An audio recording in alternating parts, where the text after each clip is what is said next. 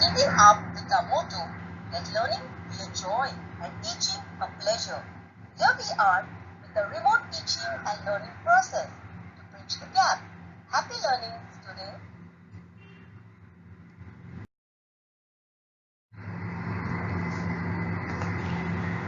Hello students, how are you all?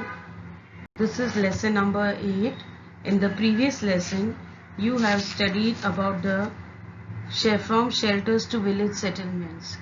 And this lesson is about beginning of the settled life, like how they started a proper settled life.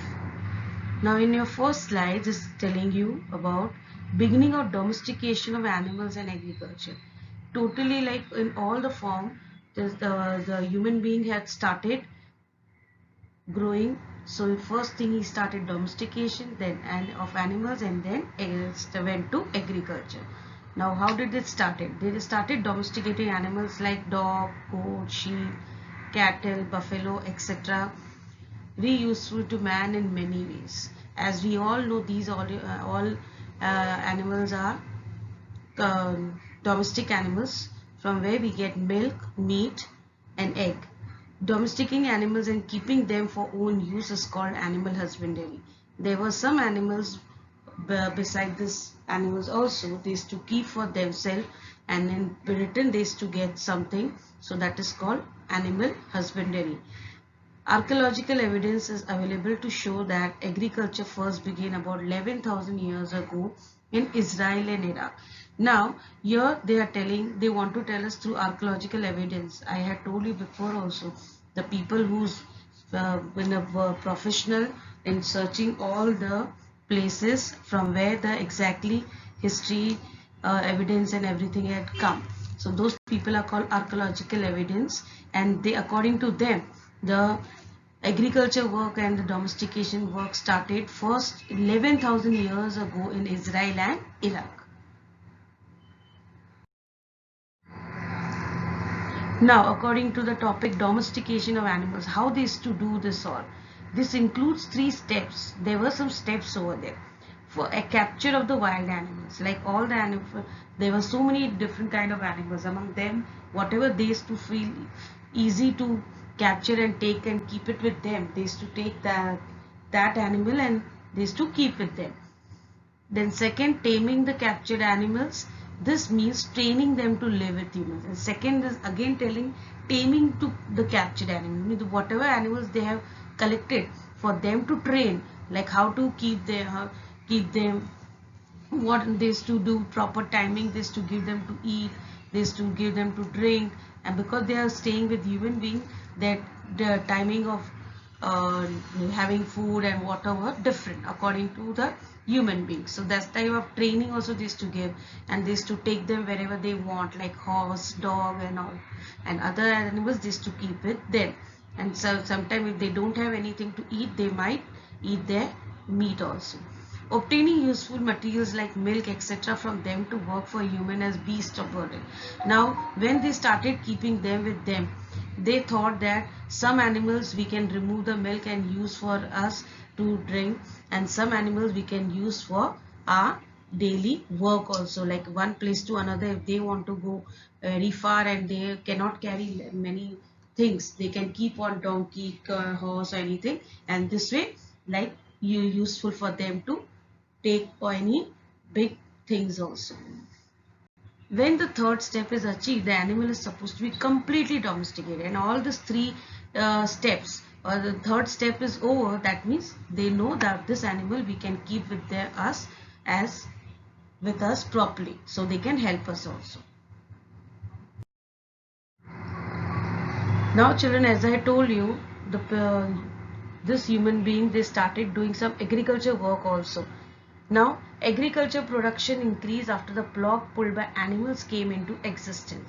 Now this we know till now that through animals they used to do agriculture work in the olden days also. Agriculture became the main source of livelihood.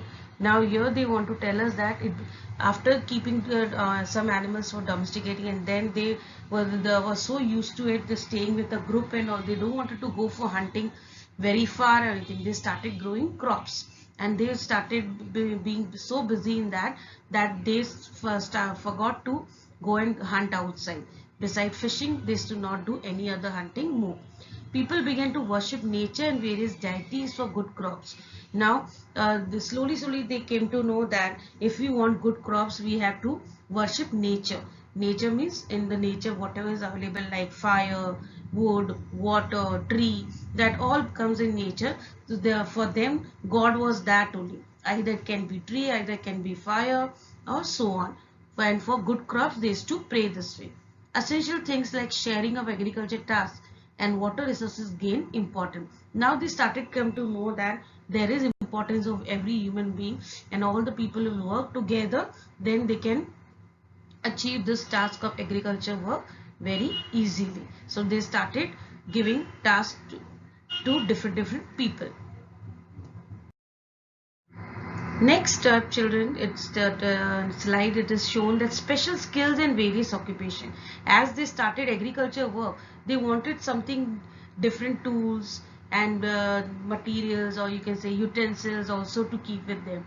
So due to agriculture, there was more food available than the community needed, and for that reason, they needed some things to store. Now, to eat one day it was okay, but if they have lot of what do you say, pulses and grains and all, they cannot keep it for longer time. For that, they started using their creativity to make some big utensils, or you can say material. And some women and man began to use natural creativity to develop special skills. Now that it was in their own mind that some through creativity, thus arose crafts like making earthen pots and beads, but especially earthen pots, children, because they wanted to use that all the time.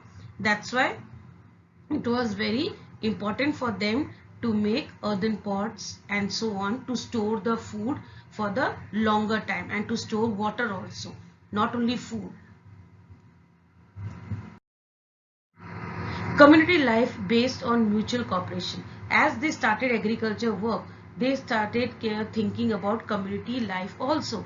And like example, if they will help each other, then only they can have good cooperation. So how did it happen? The craftsmen were paid in form food, grains and other articles.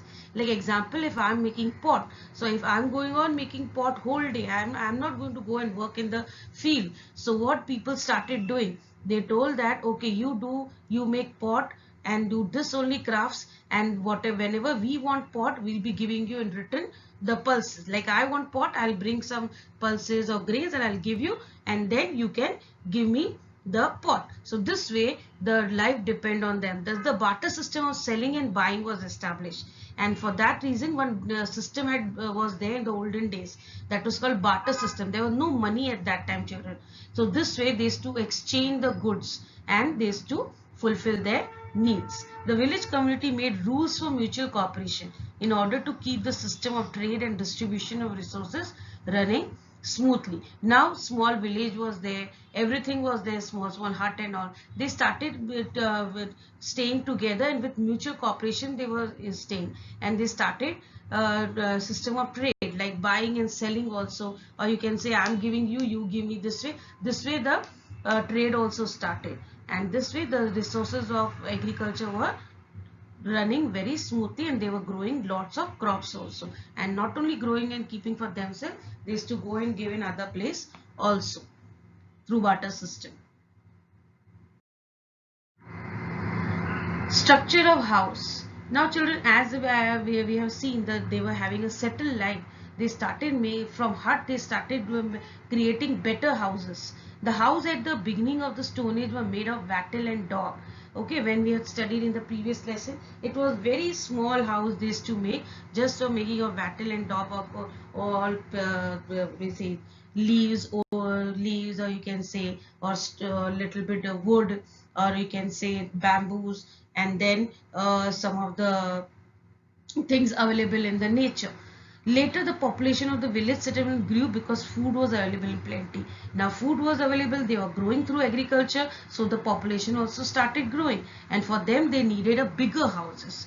Not only hut was needed, so then they started making permanent and expanded. and people started making houses of dried bricks.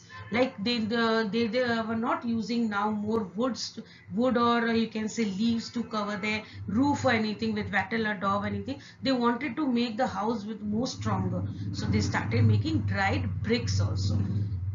And you can see in the picture also a quadrangle house reconstructed from the traces of round posts and other remains in the ground. Okay, so this way the house becomes bigger and the 2-3 families can stay with them. The next slide shows village settlements, kinship and family. As we had have seen in the previous slide, they were making bigger houses now. So here people started living in clans. It means that they were all related to each other. Okay, one big family was there, and from there only many big family had extended, and they were staying side by. So that is called people staying in clans. Families would also bury various articles with the dead person for them to use even after death. Now in those days, children, the houses were very big, and if anybody is to die, they used to not take anywhere far to bury. They used to bury them in front of their courtyard only, like open places there. And there they used to a dead person was buried either in the house or in the courtyard, and then whatever remains was there of that person, like example the person used to like feather, they used to keep that feather in there with the dead body, and that only they used to bury inside the ground. This way they used to follow, and that's okay. This way village settlements and kinship and family were there. So students, this was a small lesson, and keep learning something new every day. Thank you.